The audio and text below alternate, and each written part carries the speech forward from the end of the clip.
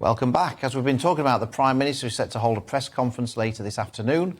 To give us the latest, we're joined by our political reporter, Katherine Forster. Katherine, what can you tell us? Well, things seem to be moving very swiftly today. We've learnt in the last few minutes that there is going to be a Downing Street press conference this afternoon, early to mid-afternoon time. Exact time is to be confirmed. We also know, of course, that the Chancellor has come back early from his meeting with the International Monetary Fund in Washington. The flight landed at Heathrow in the last hour. He's en route to Downing Street, will probably arrive very shortly.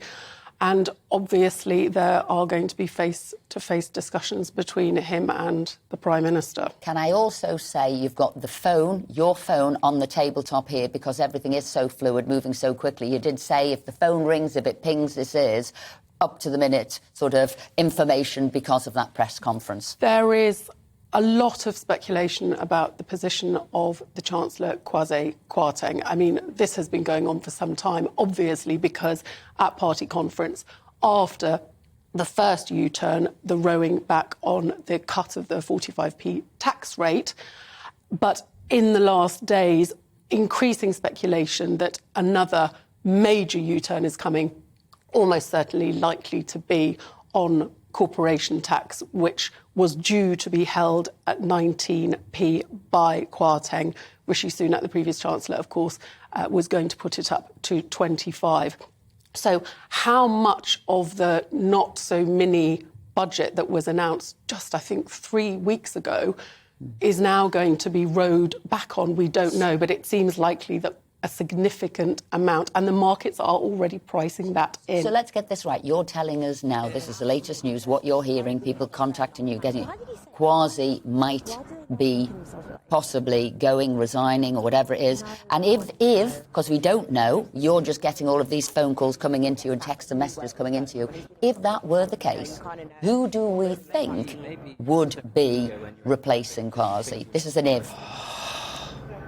I've just said Rishi. I said she should ask Rishi Sunak. I'm going to throw another name in the hat here, Andrea Leadsom, who would have been the Chancellor to Penny Mordaunt if she'd have been leader. So can we see, and I'll bring in, obviously, David Maddox as well, from The Express here. Who could it be? Could it even be Andrea Leadsom?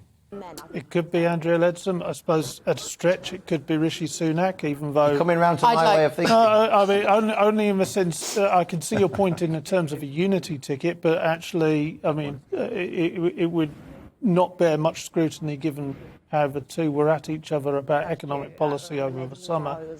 But he could say, but I set out this path. I said this was what happened. I'm very knowledgeable. I'm from the world of finance. Rishi, it's pretty much played out as he said. So is there a coming together? And I think that's unity ticket. And I'm going to come back to Katherine here. How important is it now when you've got fevered speculation, you've got the MPs unhappy with one another?